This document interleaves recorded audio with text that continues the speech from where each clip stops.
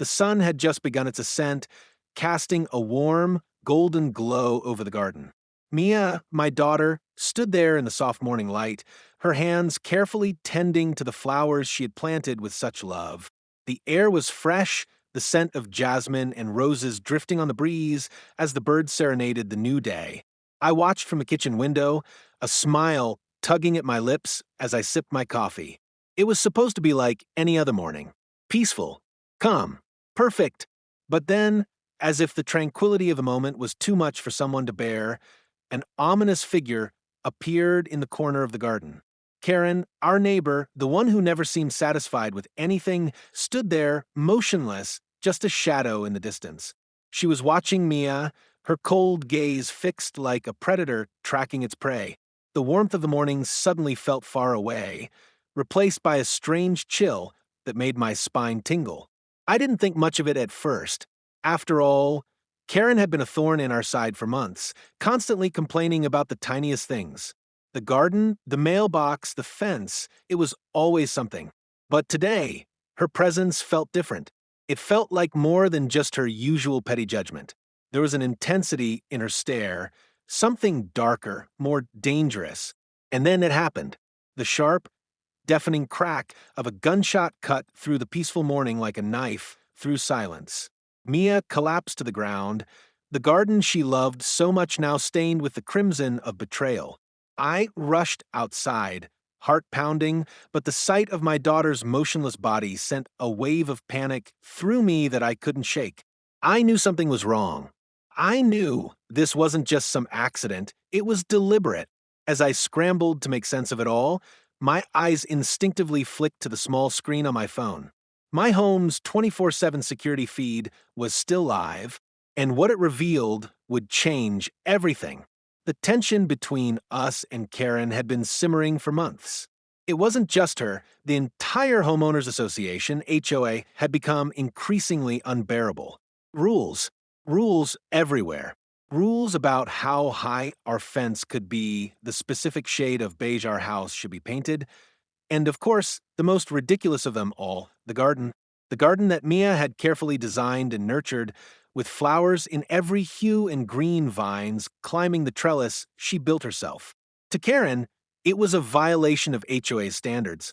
Too bright, too much color, too free. Everything about it irked her, and she wasn't shy about making her dissatisfaction known. I had been working from home for the past few weeks, dealing with my own projects and the endless emails, but it was hard to ignore the constant tension between Karen and Mia. Mia was innocent, a quiet soul who found solace in nature's beauty, and all she wanted was to create a little patch of paradise in the front yard. But Karen saw that as an affront to her notion of order. Each morning, I'd hear the sharp, critical comments from Karen as she walked past our house on her way to the mailbox. "Those flowers don't belong here," she would mutter under her breath, loud enough for Mia to hear. It was as though every step we took in our own home was a personal offense to her, and I started noticing the little things, like the way Karen would take photos of the garden whenever she thought I wasn't looking. It felt like a constant battle for control. The first time I confronted Karen about the garden was a week before the incident. Mia and I were outside when she approached, her arms crossed, a stern look on her face. "Your garden," she said, her voice dripping with disdain, "is violating HOA regulations. It's too wild. I've already made a formal complaint, and I won't be the only one." She went on about the exact height the flowers should be, the need for uniformity, and how everything about our little garden broke the rules. Her eyes never once softened, and I could see that no amount of explaining would change her mind. I felt the anger rise inside me as I tried to defend Mia's work. "Karen, we've been here for years, and nothing in our yard is harming anyone. We're not hurting the property values. This is just our way of enjoying our home." But she was already shaking her head, dismissing everything I said. "The rules are the rules, and they apply to everyone. Your so-called garden is an eyesore." It didn't end there. Over the next few days, the HOA sent multiple notices. First, it was about the flowers, then it was about the positioning of the trellis, then the color of the mailbox. They didn't care. that Mia had worked tirelessly to make everything perfect. They only cared about conformity. Every morning, I'd open my email to yet another complaint, another fine, another threat of action if we didn't comply. It felt like we were under siege, and Karen was the one leading the charge. As if that wasn't enough, Karen made it personal. She began to harass Mia directly, leaving passive-aggressive notes on the door about the garden, even going so far as to make public comments about it when we were outside. "I don't know how you sleep at night with your yard looking like that," she once said to Mia while passing by. I could see the hurt in Mia's eyes every time Karen said something. She wasn't trying to break the rules, she was simply trying to bring a bit of beauty into the world. But to Karen, it was nothing more than rebellion. I tried to keep the peace, knowing that the HOA was a powerful entity in the neighborhood, but with each passing day, the tension grew thicker. I'd sit in my office, typing away at work, but my attention was never far from the window. I couldn't help but watch as Karen would slow down when passing our house, glancing at the garden with that disapproving stare. Every time, I felt the dread growing in my chest. I could sense she was plotting something. I didn't know exactly what, but it was clear that Karen wouldn't stop until she had destroyed everything Mia had built. For weeks, we had been at odds with Karen. It wasn't just the garden, it was everything. The fence, the mailbox, the colors of the flowers, nothing was ever good enough for her. But it wasn't just about the rules anymore. It had become personal. And little did we know, Karen was about to take it one step too far. It was just another quiet morning in our corner of the world, the kind where everything seemed so ordinary it almost felt safe. Mia was in the garden, her face lit with the joy she always found in the simple act of caring for her flowers. The roses had just bloomed, and she was carefully watering them, humming softly to herself. I watched from the window as the sunlight danced on her hair, casting long shadows on the soft earth. It was peaceful, serene, like any other day, but something about today felt different. The air, which should have been comforting, felt thick with tension. I couldn't put my finger on it at first. Maybe it was the strange stillness in the air, the way the birds had stopped singing, or the way Karen, as always, seemed to be watching from her front porch. The same oppressive presence. For days, she'd been silent, but I knew that wasn't a good thing. Silence from Karen was never peace, it was the calm before the storm. I tried to shake off the nagging feeling in my chest, but as I stood there, something in the pit of my stomach twisted, and I couldn't help but watch Mia more closely. She moved from one flower bed to the next, her back turned, completely unaware of what was creeping up behind her. That's when I saw Karen. She was walking slowly, deliberately towards our house, her eyes narrowed, her expression a mask of barely contained fury. I felt a sudden rush of cold wash over me as I noticed the way she was carrying herself, not like a neighbor coming to complain about flowers again, but like someone who had made up her mind to do something far worse. Mia, still absorbed in the task at hand, had no idea what was about to happen. I wanted to run outside, shout, warn her, but the fear that gripped me kept me frozen to the spot. I watched as Karen stepped closer, her step slow, almost methodical. Then, without any warning, she reached into her bag and pulled out something I never thought I'd see in her hands, a gun. It felt like time slowed as I stared in disbelief. Karen, the woman who had spent so many hours complaining about her garden, now stood with a weapon aimed at my daughter. My heart pounded in my chest as I opened my mouth to scream, but it was too late. In one terrifying instant, Karen fired. The sound of the gunshot shattered the silence. It was deafening. I watched in horror as Mia collapsed to the ground. The camera, positioned from the window, captured the stunned look on her face in that split second before she fell, her body crumpling like a rag doll. It was as if everything in the world stopped moving.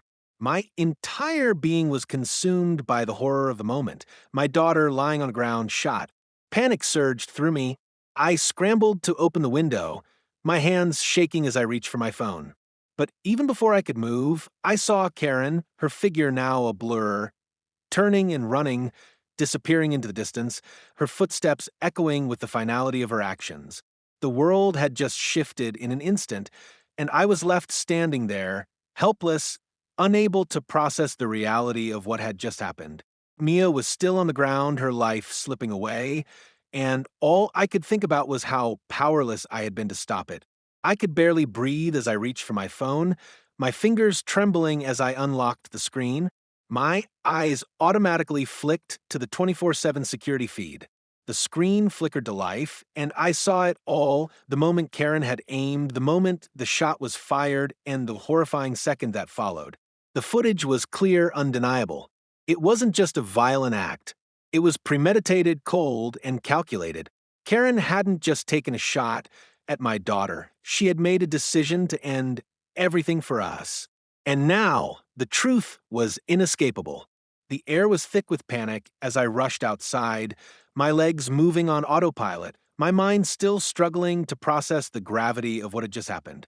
Every second felt like an eternity as I reached Mia, who was lying in the garden, her eyes closed, her body unnaturally still. My heart pounded in my chest, and for a moment, I was sure I'd never hear her voice again. I knelt beside her, shaking her gently, calling her name. Mia, baby, wake up. Please, please. Her breath was shallow, almost imperceptible, but I could feel the warmth of her skin, the faint pulse under my fingers. Relief washed over me like a wave, but it was fleeting. This wasn't over. Mia was alive, but she had been shot, and every moment that passed increased the risk of something far worse. I needed to act fast. I grabbed my phone, dialing 911 with shaking hands. My voice panicked as I explained the situation. My daughter has been shot by our neighbor. She's in the garden. Please hurry. I tried to steady my breath, but it was impossible. The terror that gripped me was all-consuming. As I spoke to the operator, I could feel my heart racing faster than I ever thought possible. The sound of sirens began to fill the air in the distance, but it felt like they were miles away. My focus was on Mia, on her pale face, on the blood staining the ground beneath her. Just as I finished giving the operator the details, my eyes flicked to the phone in my hand. I had forgotten all about the security feed in my panic, but now something urged me to look. I opened the app, watching the footage from the garden come into focus. The screen was filled with the horrific moment I had already witnessed in real life, the instant Karen raised the gun, the flash of light as the shot rang out. But it was more than just the act itself. What I saw next sent a chill down my spine. The camera's angle had captured Karen's face, the cold, calculating expression as she aimed and fired, and then the brief hesitation as she looked at the camera, her eyes meeting the lens. A wave of realization hit me as I processed what that moment meant. Karen knew exactly what she was doing. She wasn't acting in the heat of the moment. This wasn't some misplaced rage. No, this was deliberate. Karen had planned this. And worse, she had no idea that the camera had caught it all. The footage wasn't just valuable, it was damning. This wasn't some he said, she said argument. I had the proof. Karen had shot my daughter in cold blood, and I had the entire world to see it. I didn't hesitate. I took a screenshot of the most incriminating moment, the one where Karen looked directly into the camera, her face twisted with the knowledge of her crime, and sent it to the police. The moment felt like a turning point in the entire situation. Before, I had been powerless, just a father helplessly watching his daughter suffer. But now I had control. I had the evidence that could put Karen away. The sirens grew louder, signaling the arrival of the authorities. Within minutes, 2 squad cars pulled up to the front of the house, and officers rushed toward us. I stepped aside as they approached, giving them a quick account of everything, pointing them toward the security footage. Mia was shot by our neighbor. Karen, here's the footage, I said, almost breathlessly. The officers nodded, their faces grim as they took in the details. One officer began speaking to the paramedics, while the other moved toward the security system, reviewing the footage on my phone. His face tightened as he watched, and he nodded in confirmation. This is all we need, he muttered. The next few moments felt like a blur. Mia was rushed to the hospital, and I followed in a daze, too stunned by the series of events to fully grasp everything that was happening. But the image of Karen's face, her eyes locked on the camera as she pulled the trigger, burned into my mind. That moment would be the key to everything. It wasn't just a confession, it was the undeniable proof I needed to ensure she'd pay for what she'd done. The hospital was a blur of bright lights, frantic nurses, and doctors rushing in and out of rooms. I couldn't focus on anything other than the fact that Mia was alive. Barely. The bullet had grazed her shoulder, but it had been a close call. The doctors reassured me that she would survive, but they couldn't promise how the trauma would affect her long term. Emotionally, mentally, what would this do to her? Hours passed before I was allowed to see her. When I finally walked into the sterile, white room, Mia was lying on the bed, her face pale, her body hooked up to machines. Her eyes flickered open as I sat down beside her, taking her hand gently in mine. "Daddy," she whispered, her voice weak but steady. "Am I going to be okay?" I squeezed her hand, blinking back tears. "You're going to be okay, baby. I promise. You're stronger than you know." I wasn't sure if I believed those words myself, but I had to say them. Mia needed hope. We both did. Outside the room, the officers were talking to Karen. They had gone to her house, knocked on her door, and she had acted surprised, too surprised, but they didn't buy her act. They already had the proof. Karen was arrested that night, and the investigation began in full swing. But even as I sat beside Mia, listening to her soft breathing, the gnawing thought that Karen hadn't finished playing her game lingered in the back of my mind. There was something about her, something calculating and twisted. I had the evidence now, but Karen wouldn't go down without a fight, and this fight was far from over. The weeks that followed felt like a strange mix of relief and mounting dread. Mia was recovering physically, but the emotional scars were deep. The trauma of what had happened to her, the image of Karen firing the gun, haunted her at night. It wasn't just the wound, it was the violation of her safety, her sense of peace. The garden, once her sanctuary, had become the scene of her nightmare. We spent days at the hospital, and when we finally returned home, the place felt different. It was no longer a safe haven. The garden, once a symbol of hope and beauty, now stood as a reminder of the terror that had unfolded in the place we called home. Mia refused to go near it, and I couldn't blame her. The police, armed with the irrefutable security footage, quickly arrested Karen. The evidence couldn't be denied, not with the damning footage of her pulling the trigger. But Karen wasn't an ordinary criminal. She didn't give up easily. Her lawyer fought tooth and nail, trying to spin the narrative. They claimed she was under stress, that she had acted out of fear, that Mia had somehow provoked her. But the footage didn't lie. The calm precision with which Karen had aimed and shot Mia, the cold look on her face as she knew she was being recorded, exposed the true nature of her actions. As Karen's trial approached, I couldn't help but feel a sense of disbelief. Mia and I had done nothing wrong. We had simply tried to live our lives in peace, but now we were thrust into a battle for justice. I wasn't just fighting for my daughter's recovery, I was fighting to ensure that Karen would never harm anyone again. The case became a media sensation. It wasn't just about the shooting, it was about the bizarre circumstances, the power of the HOA, and the underlying tension that had existed in the community. People started to question Karen's motives, and the more they dug into her history, the more unsettling it became. Karen wasn't just a difficult neighbor.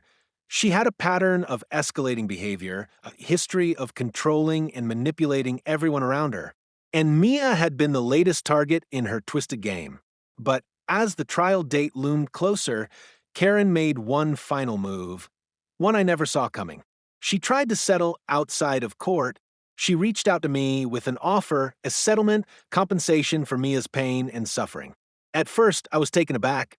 How could she think money would fix anything? But as I sat across from her lawyer, the words didn't seem like an apology, they seemed like an attempt to buy silence, to avoid the inevitable consequences of her actions. I refused the offer. No amount of money would make up for what Karen had done. I wanted justice.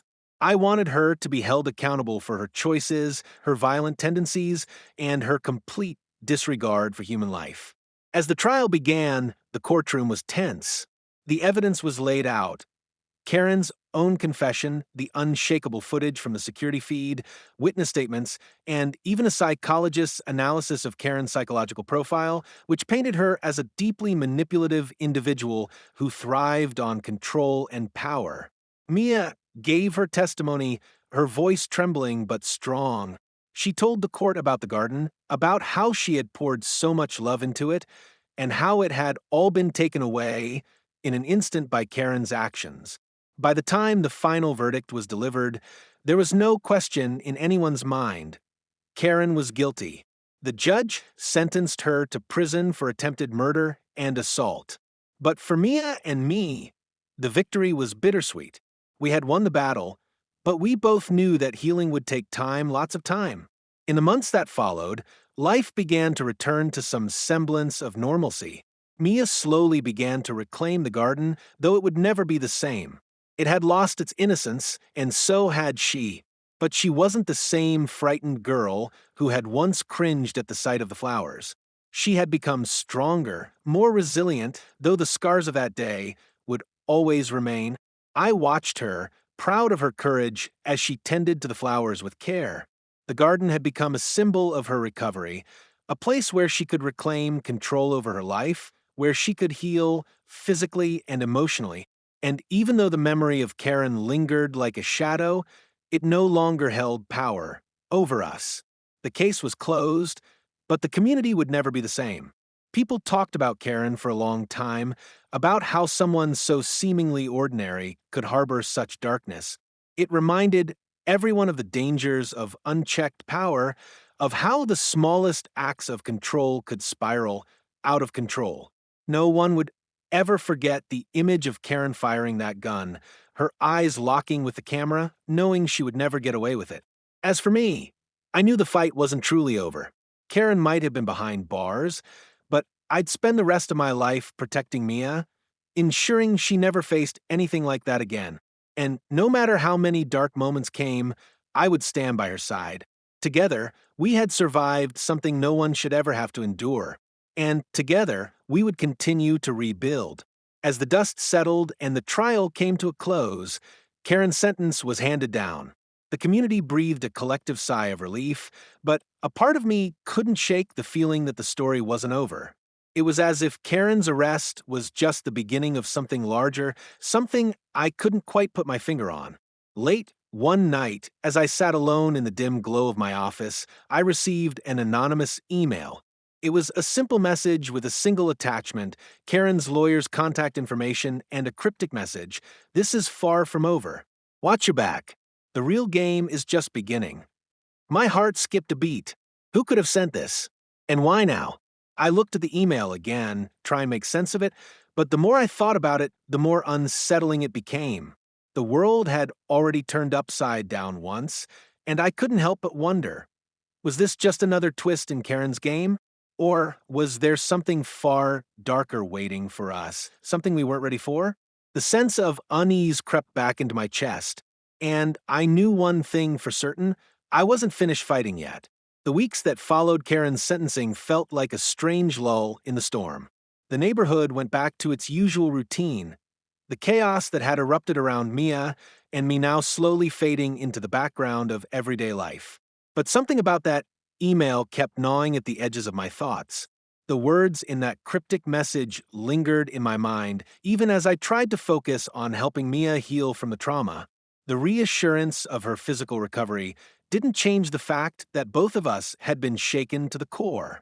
The events of that day, Karen's violent actions, the way she had shot my daughter in cold blood, were forever etched in our memories. But the email, that small, simple message, it didn't sit right with me. The sense that we hadn't truly escaped the darkness haunted me like a shadow just out of reach. Who would send something like that? And more importantly, what did it mean? As I sat there one night, reviewing the details of the case again, my phone buzzed. A message. I hesitated before checking it, knowing that something about this felt different. When I saw the name, I almost dropped the phone. It was Karen's lawyer. Mr. Walker, the message began. I know you've been through a lot, but you need to understand that there's more at play here than you realize. Karen is only the surface. I urge you to be careful. A chill ran down my spine. Karen's lawyer, her former ally, was warning me? What was going on? Why did this feel like a setup, like Karen wasn't done with us, even from behind bars? I closed my eyes, trying to make sense of everything. Mia was healing, yes. She was slowly starting to find peace again. But my gut told me that there was something much darker lurking beneath the surface. Karen had always been manipulative, controlling, and now it seemed like she was pulling the strings from the shadows, even as she sat in prison. Then another thought struck me. Was this all a part of Karen's plan? Was the violence against Mia and the chaos she caused just the first move in a larger game? The more I thought about it, the more unsettling the possibility became. Karen had never been the kind of person to go down quietly. She had orchestrated this entire nightmare, and now it seemed like she was trying to take control once more. I couldn't ignore it. I knew deep down that this wasn't over. If Karen had planned all of this, there was more to uncover, more danger to face. The question now wasn't whether we had survived, but whether we could fully escape the chaos she had unleashed. The feeling of dread lingered, even as I tried to focus on Mia's recovery. She needed to heal to feel safe again. But I couldn't shake the knowledge that her attacker wasn't done with us. We were trapped in a web that I wasn't sure how to untangle, and I had no idea how far Karen was willing to go to get what she wanted. One night, while Mia was asleep, I took the risk of visiting Karen's lawyer. I had to know more, had to understand what he was warning me about. When I arrived at his office, it was late, and the building was nearly empty. Mr. Walker greeted me with a stern look, his eyes wary. I didn't want to involve you, but you need to understand, Karen is connected to more than just this neighborhood, he said quietly, his voice barely above a whisper. She's tied to a network of people, powerful people, and she didn't just target Mia because of a petty dispute. This goes deeper, much deeper. Karen, she's not who you think she is. The words hung in the air, and a cold shiver ran down my spine. What had we stepped into? As the night stretched on, Mr. Walker told me more about Karen's history, the people she had influenced, and the things she had done behind closed doors. It was clear that the woman who had shot my daughter was far more dangerous than I had ever imagined. And the fight for justice wasn't just a courtroom battle. It was going to be a fight for survival, one that I wasn't sure I was ready for. When I left his office, I felt more conflicted than ever. There was no going back now. Karen's reach was far wider than I had ever thought possible, and it seemed like the web she had woven had no end. The only thing I knew for sure was this. If Karen wasn't done, neither was I. The real battle was just beginning, and it wasn't going to be fought in the courtroom. It was going to be fought in the dark corners where secrets were kept, and I was going to have to be ready for anything. This story isn't over yet. The truth about Karen and the dark web she's woven is just beginning to unravel, and Mia's fight for peace is far from finished. If you're as shocked and captivated by this story as we are, don't miss what happens next. Subscribe to HOA Denied Access to stay updated on the latest twists and be the first to uncover the secrets lurking beneath the surface. Hit the bell icon so you never miss a moment of this intense emotional journey. Stay with us, because the game has only just begun.